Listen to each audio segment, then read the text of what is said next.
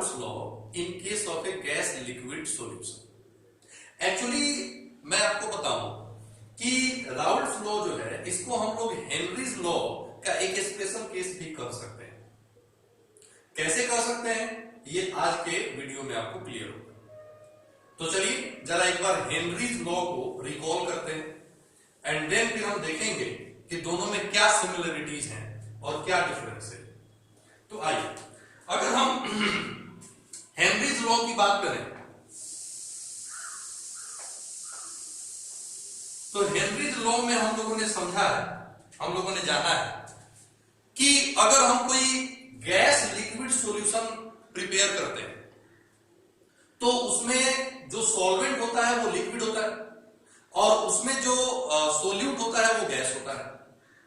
तो हम लोगों ने हेनरीज लॉ में ये समझा है कि जो गैस की सोल्यूबिलिटी वो इफेक्ट होती है ड्यू टू प्रेशर।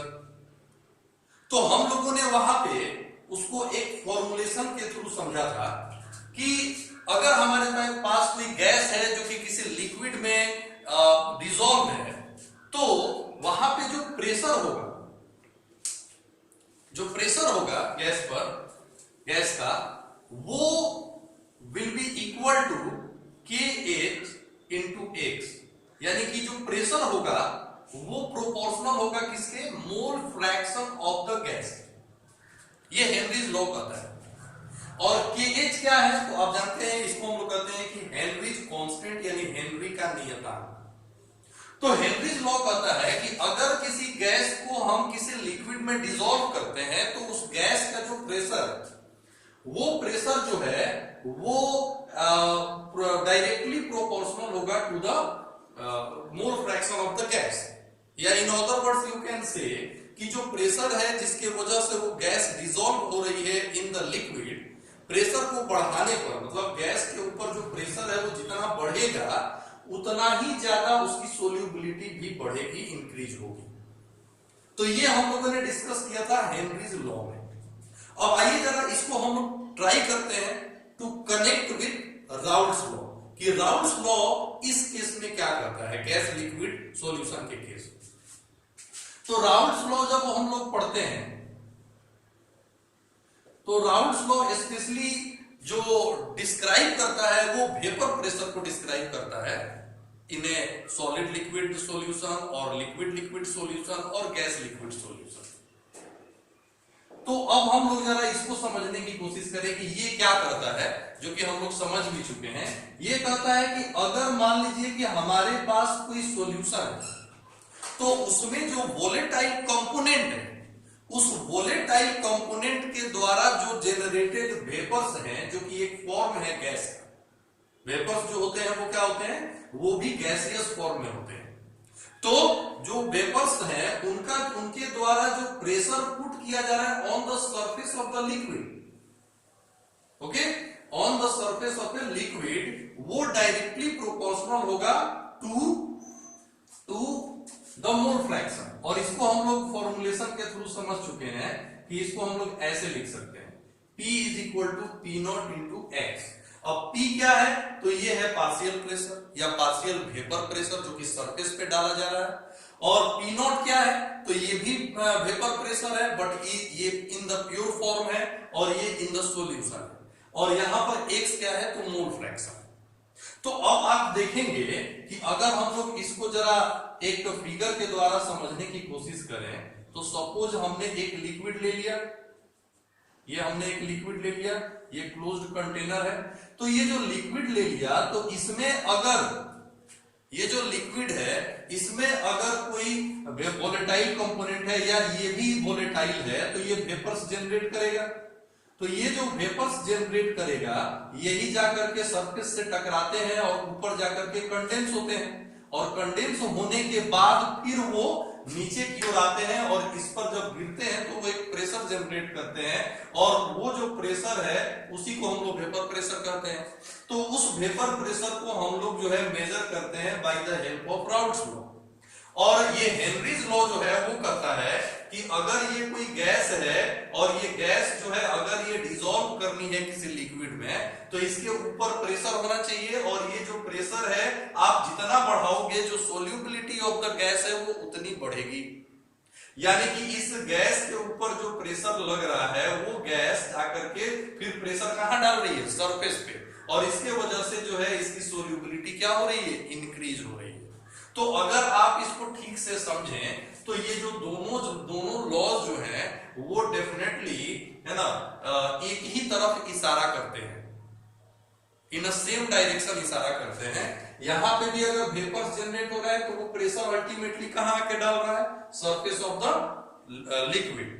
और ठीक वैसे ही वहां पे अगर हम देख रहे हैं हेनरीज लॉ में कि जो गैस है उसके ऊपर जो प्रेशर है उस प्रेशर के वजह से इसकी सोल्यूबिलिटी बढ़ रही है, तो आखिर कहीं ना कहीं वो जो प्रेशर है जिसके वजह से गैस इस सरफेस पे को प्रेस कर रही है, तो कहीं ना कहीं वो भी एक तरह का वेपर प्रेशर के रूप में हम उसको समझ सकते हैं। अब इसको थोड़ा सा और ज्यादा कनेक्ट करने की कोशिश करें आप, तो इसमें आप देखेंगे कि मान लीजिए कि हमारे पास एक सॉल्यूशन है और उस सॉल्यूशन में जो सॉल्वेंट है वो लिक्विड है, और जो दूसरा जो कंपोनेंट है वो इतना वोलेटाइल है कि वो गैसियस फॉर्म में, पूरी तरह से वो गैसियस फॉर्म में। तो अगर वो पूरी तरह से वो गैसियस फॉर्म में है तो जो वेपर प्रेशर जनरेट होगा वो उस गैस के द्वारा भी जनरेट होगा। तो आप यहां पर देख सकते हैं कि इन दिस कंडीशन जो हेनरीज लॉ है और जो राउल्ट्स लॉ है वो एक तरह से बहुत ही ज्यादा सिमिलरिटी शो करते हैं। यहां पर आप देखें कि यहां पे जो प्रेशर है, यहां पे भी आप देख रहे हैं कि प्रेशर है, और यहां पे मोल फ्रैक्शन है, ये जो प्रेशर है वो मोल फ्रैक्शन के क्या है, प्रोपोर्शनल है, और यहाँ पे जो कांस्टेंट है वो KH है जिसको हेनरीज कांस्टेंट हम लोग कहते हैं, और यहाँ पे P नॉट है। तो यहाँ पे जो डिफरेंस दिख रहा है वो KH और P नॉट का ही दिख रहा है इन दोनों इक्वेशंस में। तो आप ये समझ सकते हैं कि in a particular case KH can be equal to P naught और P not can be equal to KH। कब, जब जो राउल्ट्स लॉ के केस के लिए बात करें तो जो दूसरा कंपोनेंट है अगर वो कंप्लीटली वोलेटाइल है और पूरी तरह से गैस में कन्वर्ट हो जाए, देन फिर ये जो सॉल्यूशन होगा ये गैस लिक्विड सॉल्यूशन हो जाएगा, और वो in that case P not की जो वैल्यू है वो KH के वैल्यू के इक्वल हो जाएगी, और उस केस में ये दोनों ही चीजें सेम हो जाएंगी। यानी राउल्ट्स का जो लॉ है वो एक स्पेशल केस हो जाएगा हेनरीज लॉ के। तो आई थिंक कि ये चीजें आपको अच्छी तरह से क्लियर हो गई होंगी, है ना। मैं एक बार ब्रीफिंग कर देता हूं, इन शॉर्ट आपको बता देता हूं। देखिए राउल्ट्स लॉ कहता है कि किसी भी जैसे मान लीजिए लिक्विड सॉल्यूशन हम लेते हैं या लिक्विड सॉलिड लेते हैं, तो लिक्विड की अगर बात करें, अगर दोनों वोलेटाइल है तो आपको ज्यादा क्लियर होगा। तो किसी भी सॉल्यूशन का जो वेपर प्रेशर है, पार्शियल वेपर प्रेशर है ना, किसी भी एक कंपोनेंट का अगर आप बात करें तो किसी भी एक कंपोनेंट का जो पार्शियल वेपर प्रेशर है वो डायरेक्टली प्रोपोर्शनल होता है to the mole fraction of the that component present in the solution. Henry's law कहता है कि अगर आप किसी लिक्विड में गैस को डिसॉल्व कर रहे हैं तो गैस के ऊपर जो प्रेशर है जिसके वजह से वो डिसॉल्व हो रहा है वो डायरेक्टली प्रोपोर्शनल होगा किसके, मोल फ्रैक्शन ऑफ द गैस के। तो हम लोग हेनरीज लॉ को राउल्ट्स लॉ का एक पर्टिकुलर केस कैसे बना दे रहे हैं, जब हम क्या कर रहे हैं कि दो लिक्विड के बजाय एक लिक्विड ले रहे हैं और जो दूसरा कंपोनेंट है उसको कंप्लीटली वोलेटाइल मान करके गैस में कन्वर्ट कर दे रहे हैं। तो जब हम गैस में कन्वर्ट कर दे रहे हैं तो इस पर क्या हो रहा है कि हेनरी का लॉ भी एप्लीकेबल हो जाएगा। तो इस तरह से आप देख सकते हैं कि हेनरीज लॉ जो है वो यहाँ पर सिमिलरिटी शो करता है राउल्ट्स लॉ से। तो हम कह सकते हैं कि Raoult's law is a special case of Henry's law. Okay, तो इस तरह से आप लोग आई थिंक समझ गए होंगे।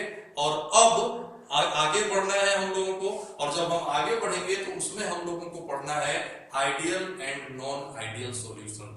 तो कई स्टूडेंट्स को इसमें थोड़ी दिक्कत होती है, तो wait for the coming videos, उसमें मैं पूरी तरह से आपको क्लियर कर दूंगा, बस आप अच्छी तरह से समझते जाएं।